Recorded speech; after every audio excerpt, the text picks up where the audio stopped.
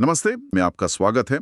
आज हमारे टेबल पर दो एंट्रेंस एग्जाम्स सीयूईटी और एनसीईटी से जुड़े कुछ नोट्स और सिलेबस के प्रिंटआउट्स पड़े हैं।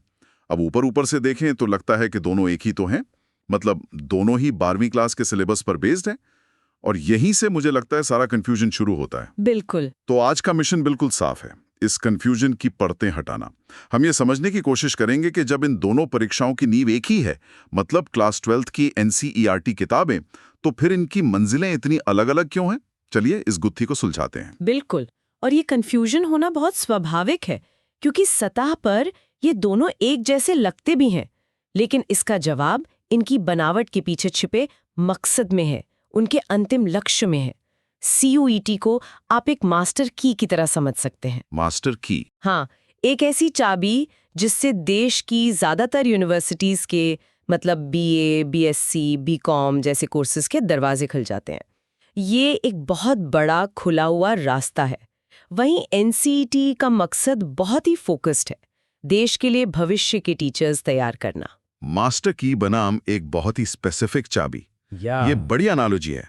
लेकिन यही मेरे मन में पहला सवाल आता है, अगर सीयूईटी से आप देश की लगभग हर टॉप यूनिवर्सिटी में जा सकते हैं, तो कोई एनसीईटी क्यों देगा? ये तो अपने ऑप्शंस को मतलब जानबूझकर कम करने जैसा नहीं हुआ? ये बहुत दिलचस्प सवाल है, और देखिए सतही तौर पर ऐसा लग सकता है, लेकिन एनसीईटी उन स्टूडेंट्स के लिए है जो अपने करियर को लेकर क्रिस्टल क्लियर है। अच्छा। जिन्हें पता है कि उन्हें टीचर ही बनना है। ये परीक्षा उन्हें एक सीधा एक्सप्रेसवे देती है 4 ईयर के इंटीग्रेटेड टीचर एजुकेशन प्रोग्राम यानी आईटीपी में एडमिशन के लिए। आईटीपी यानी इसमें ग्रेजुएशन और बीएड साथ साथ हो जाता है? एग्जैक्टली। इसमें आप अपनी बीए, बीएससी या बीकॉम की डिग्री के साथ साथ बीएड भी 4 साल में पूरा कर लेते हैं। ओके। इसका फायदा यह है कि पहले दिन से ही आपकी ट्रेनिंग एक टीचर के तौर पर होती है। आप सिर्फ इतिहास या फिजिक्स नहीं पढ़ते, आप ये भी सीखते हैं कि इतिहास या फिजिक्स को पढ़ाया कैसे जाता है। तो ये ऑप्शन कम करना नहीं, बल्कि अपने चुने हुए प्रोफेशन में स्पेशलाइजेशन की तरफ पहला कदम है। ठीक है, तो मकसद का फर्क तो बिल्कुल साफ है। एक जनरल एंट्री है, दूसरी स्पेशलिस्ट एंट्री। लेकिन मुझे लगता है कि असली कंफ्यूजन तब शुरू होता है जब छात्र क्वेश्चन पेपर का फॉर्मेट देखते हैं। वहीं सब कुछ एक जैसा लगने लगता है ना? हाँ, और यहीं पर हमें थोड़ा और गहराई में उतरना होगा। अगर आप हमारे सामने रखी इस तुलना वाली टेबल को देखें, तो पहली चीज जो आंखों में चुभती है वो है सेक्शंस का नंबर। सीयूटी में मोटे तौर पर 3 सेक्शन होते हैं, जबकि एनसीयूटी में 4 सेक्शन है। ये चौथा सेक्शन, यही शायद वो सीक्रेट मसाला है जो एनसीईटी को अलग बनाता है। इस पर हम आते हैं, लेकिन स्ट्रक्चर में और क्या बड़े अंतर हैं? बड़ा अंतर है फ्लेक्सिबिलिटी का। एनसीईटी का स्ट्रक्चर पत्थर की लकीर जैसा है।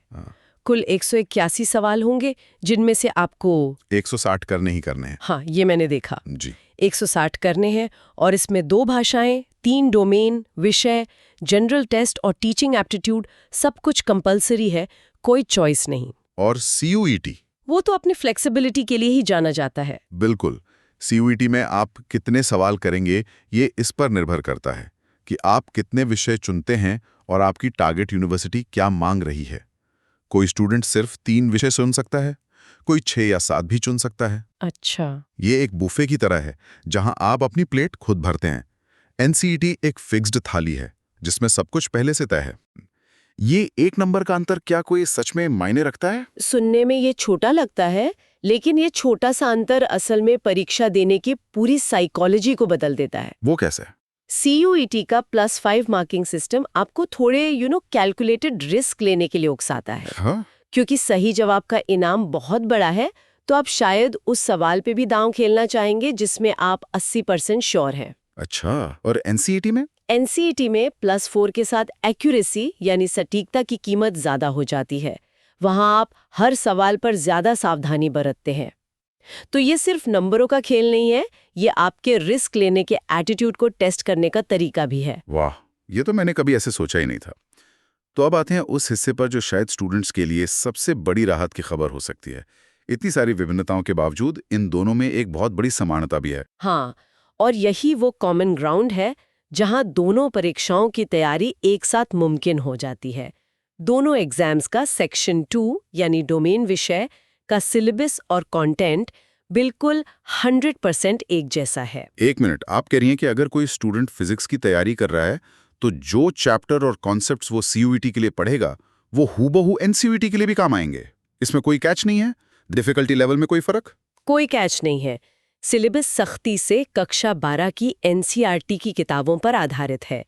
अगर आप फिजिक्स में इलेक्ट्रोस्टैटिक्स पढ़ रहे हैं या केमिस्ट्री में ऑर्गेनिक केमिस्ट्री या हिस्ट्री में मॉडर्न इंडिया, तो कॉन्सेप्ट्स, डेफिनेशंस और सवालों का प्रकार दोनों के लिए एक ही रहेगा। और डिफिकल्टी लेवल?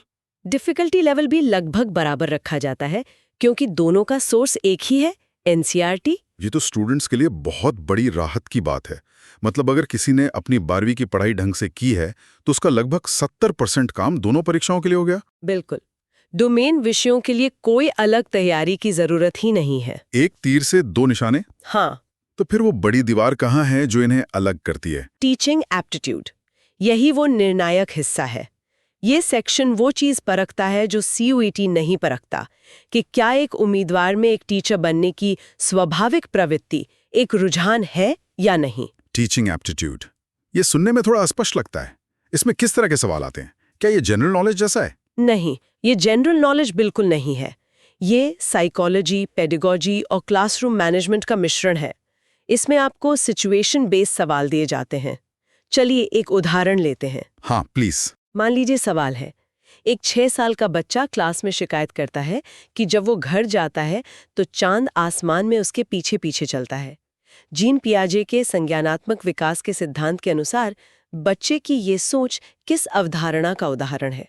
और आपके पास ऑप्शन होंगे। समझ गया। ये सवाल रटने का नहीं, बल्कि ये समझने का है कि एक बच्चा दुनिया को कैसे देखता है। तो ये आपकी एम्पैथाइज करने की और एक बच्चे के नजरिए को समझने की क्षमता को टेस्ट कर रहा है। और इसमें राष्ट्रीय शिक्षा नीति एनईपी 2020 का भी जिक्र है। हाँ, एनईपी 2020 इसका एक बहुत महत्वपूर्ण हिस्सा है। इससे सीधे सवाल आते हैं कि नई नीति के अनुसार शिक्षा का ढांचा क्या होगा, मूल्यांकन कैसे किया जाएगा, वगैरह वगैरह। अच्छा। और ये सेक्शंस सीयूईटी में सिरे से गायब हैं। डोमेन सब्जेक्ट कॉमन है, टीचिंग एप्टीट्यूड बड़ा डिफरेंशिएटर है। अब बचे भाषा और जनरल टेस्ट, क्या इनमें भी कोई छिपा हुआ अंतर है या ये भी कॉमन है? कंटेंट के लिहाज से ये भी लगभग कॉमन ही है। भाषा के सेक्शन में दोनों ही परीक्षाएं रीडिंग कॉम्प्रिहेंशन पर जोर देती हैं। मतलब आपको तथ्यात्मक, कथात्मक पैसेज दिए जाएंगे और उस पर आधारित सवाल होंगे। साथ में ग्रामर, वोकैबुलरी, समानार्थी, विलोम शब्द, ये सब दोनों में है। और जनरल टेस्ट का क्या? उसमें भी तो करंट अफेयर्स, लॉजिकल रीजनिंग जैसी चीजें आती हैं। बिल्कुल, जनरल टेस्ट में भी टॉपिक्स वही हैं। क्वांटिटेटिव रीजनिंग, लॉजिकल और एनालिटिकल रीजनिंग, करंट अफेयर्स और जनरल मेंटल एबिलिटी। तैयारी का तरीका और मटेरियल दोनों के लिए एक ही रहेगा। तो फिर अगर सिलेबस एक जैसा है, चलिए इसे एक स्टूडेंट के नजरिए से देखते हैं। एक काल्पनिक स्टूडेंट की एक कल्पना करते हैं। मान लीजिए उसका नाम अमन है। अमन को इतिहास बहुत पसंद है और वो शायद आगे चलकर उसमें रिसर्च करना चाहता है, तो वो सीयूईटी देगा। लेकिन उसके मन में कहीं ना कहीं ये भी है कि वो एक अच्छा टीचर बन सकता है, तो अब वो बेचारा कंफ्यूज्ड है। ये सब उसे बहुत भारी लग सकता है। उसकी दिनचर्या कैसे दिखनी चाहिए? पहला और सबसे जरूरी कदम, अमन को अपनी कक्षा 12 की एनसीईआरटी की किताबों को अपना सब कुछ बना लेना चाहिए, खासकर इतिहास, क्योंकि वो उसका डोमेन विषय है।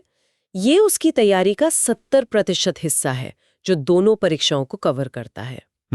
उसे line by line, concept bye concept in किताबों पर महारत हासिल करनी होगी। ठीक है, ये तो बेस हो गया। इसके बाद दूसरा कदम, उसे जर्नल टेस्ट और भाषा के लिए रोजाना 1 घंटा निकालना होगा।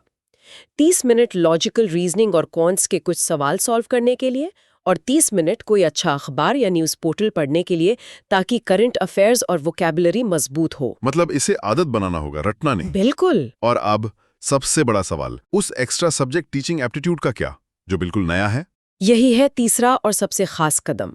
अमन को अपनी वीकेंड्स यानी शनिवार और रविवार को पूरी तरह से टीचिंग एप्टीट्यूड और एनईपी 2020 के लिए समर्पित करना होगा। लेकिन क्या हफ्ते में सिर्फ 2 दिन काफी हैं, खासकर जब ये बिल्कुल नया विषय हो?